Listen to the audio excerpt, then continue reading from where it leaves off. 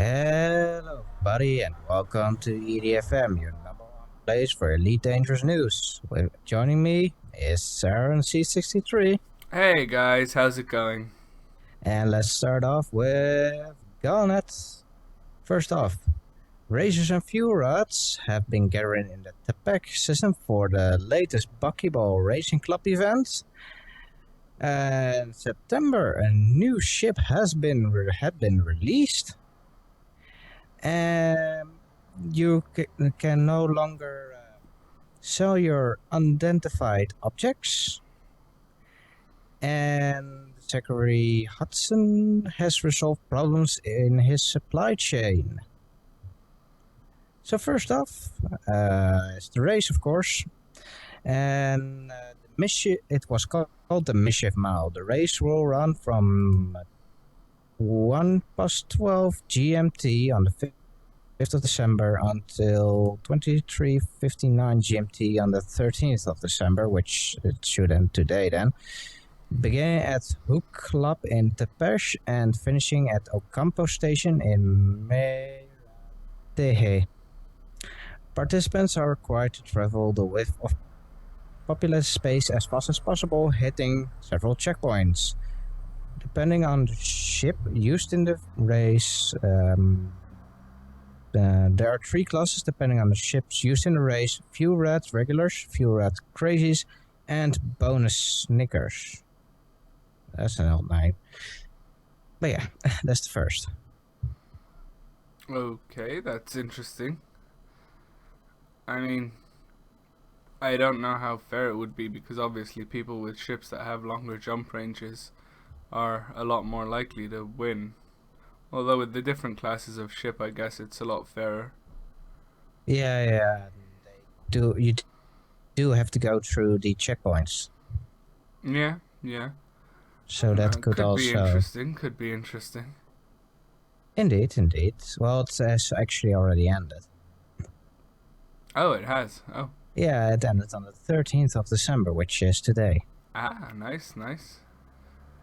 Who won? Or don't we know yet?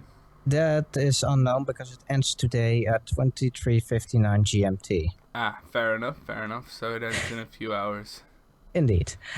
But yeah, now a new ship has been released of the enduringly popular Eagle this month. The company has announced the launch of a new fighter designed specifically for the CQC Championship, the Imperial Fighter. It is said that it's small, maneuverable, and highly suited for close quarter combat dogfights, and more than capable of going toe-to-toe with other CQC fighters. It has a delicate balance of defense, firepower, and maneuverability. The ship is more agile than the F-63 Condor, which offers a similar set of features, although it lacks the Condor's speed and hull strength. In terms of firepower, it matches the Condor with two small hardpoints. I'm not sure how I feel about that personally because I like CQC. I know that you don't. But, I mean, the Condor, it has less hull strength than the Condor. The Condor goes down in seconds once the shields go out. Yeah, this ship seems to be really for the go in, go out, and not the sustain. I mean, and the fact that it has the same weapons as the Condor. I mean, I can understand a ship that literally has no health but crazy strong weapons. I mean, it's the sort of glass cannon build of don't get hit, get the hits in before you get hit. I mean, I guess I'll have to try it out and see what it's like. Indeed, but right now we will see how it goes in actual combat. Yeah, of course, yeah. And in general, it's good that there are now 4 ships instead of 3 in CQC, which makes a bigger choice for people. Yeah, definitely, and I would love to see them bring even more ships in slowly. I'm sure they're working on more ship designs and various other things to bring in. Maybe there's a ship between there that will make me like CQC. Maybe. And anyway, the voice of Variety today received a statement from Dr. Arkanen of the Canon Installer Research Group. As news of further station malfunction spreads, he urges all those who have been selling unknown artifacts to stop doing so immediately. There's a strong positive correlation between the stations experiencing faults and the sale of these artifacts at those stations. It seems to affect ships the same way as stations, with potentially disastrous consequences. Interesting. I wonder if people actually have been selling unknown artifacts at those places, or if they just said that people have been selling unknown artifacts at that places. I mean, it's something that we'll obviously never know because it's not something we can check. But I'm just interested to see if people actually have been selling those things there, or if it's just something that they say is being sold there. Indeed, but now we finally have an answer for why it's going on at the stations, but that does raise the question, what are these artifacts and how do they affect the stations? And will it tie in with Horizons? That's... who knows? Maybe, I don't know. Will it lead to some sort of unknown alien invasion or something that some sort of crazy Christmas event that everyone has to like pitch in to defeat or get rid of all these unknown artifacts or work out what they are or how to counteract them. I don't know. I don't think that will be a Christmas event. More likely, Christmas event will be giving gifts to other people. I think things like that. Yeah, I know. They mentioned that. Yeah, we covered it in the last DDFM. Indeed. But still, I mean, I want to see some sort of event like that. I mean, I'm sure they're planning something along those lines. Otherwise, they wouldn't go through all this build-up of stations crashing and whatnot. Indeed, but yeah, that's all future news for now. We have something from our president, Zachary Hudson.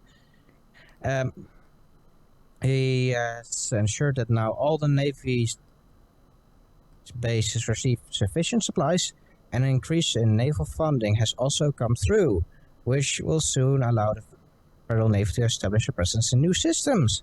The Emperor's Dawn cell discovered in Kausalya, less than 50 light years away from Sol, will surely face heavy federal opposition this week.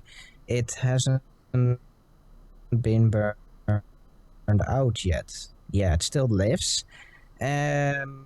Alliance Prime Minister Edmund Mahon has calmed concerns about potential collapse in financial markets that struck both Siriusgov and Torvalds enterprises.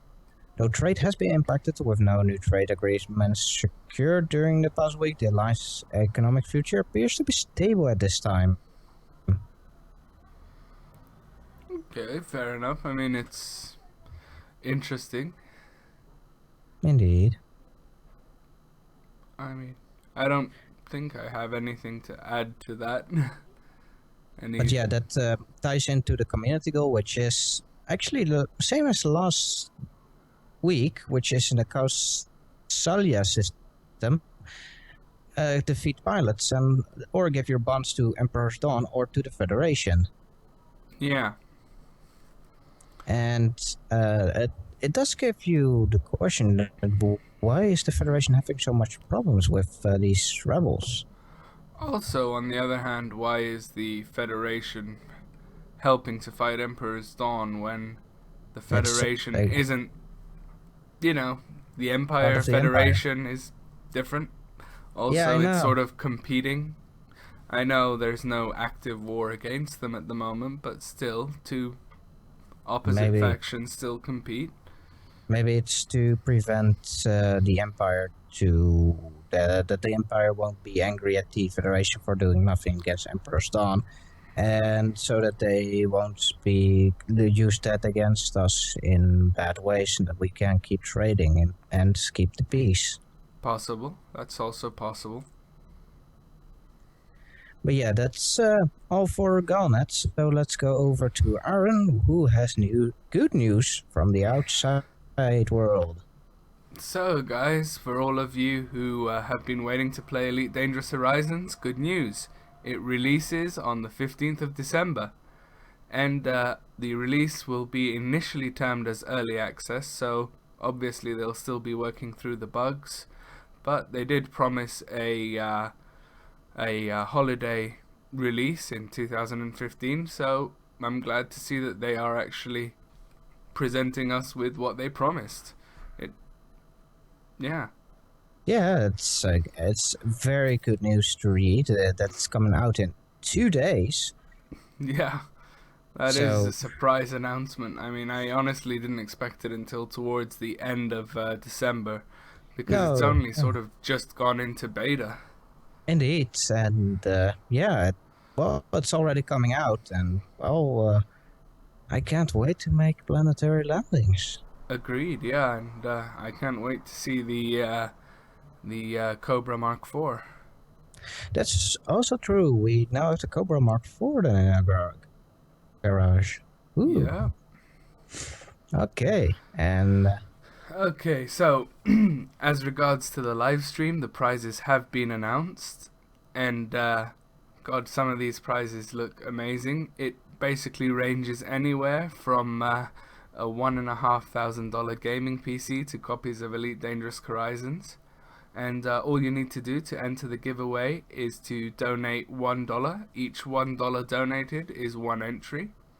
Of course, like we said last week, this is a charity live stream, so obviously those donations will be going to charity, and it will be a 24-hour live stream if I'm not mistaken. No, you're not mistaken. And the lottery of the prizes will be the second day at 10 p.m. GMT. You don't have to be there to receive your prize. You will get a message on your commander name. So don't forget to give you your your commander name. Otherwise, you won't get anything. But yeah, you will get a message there. But yeah, I mean, I personally am really pleased that they are doing a nice community live stream for everyone to enjoy, and also to help donate to charity. A lot of interesting prizes in there, definitely well worth a look. And I mean, look, why not try your luck? It's only $1.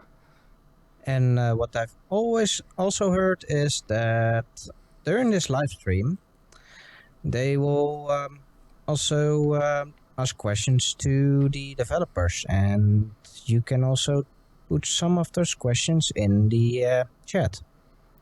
Oh yeah, definitely. I mean, I've seen a few of the Frontier Development's live streams, and always they have developers come on and chat. Always they answer questions from the chat itself in the live stream.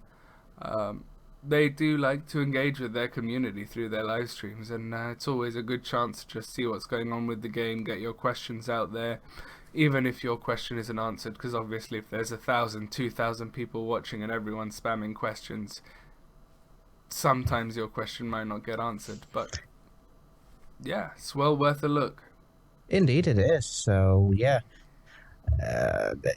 I can't wait for what's coming through that. Yeah, definitely. Such that there's actually nothing else, right? I do not think there is anything else on my end, unless you have something to add. Well, yeah, there is nothing else. Nah, there is no other major news coming up, unfortunately. That's it. There's no big updates, no big thingies. There is the last opportunity for you to send pictures for a competition for the Horizons beta, but I don't know exactly how that's gonna work. But if you still have pictures of Elite Dangerous Horizons, if you're in the beta, don't forget to send it to them. It's your last chance. It will end on the 15th of December. Yep, don't forget to get those beautiful, beautiful screenshots and send them in. Indeed. So with that said, that's gonna be all for this week. I hope you all enjoyed it. If you did, don't forget to slam that like button and make me stumble over my words again. And if you want to see more, don't forget to press that subscribe button, and we see you all the next time. We'll catch you guys next week.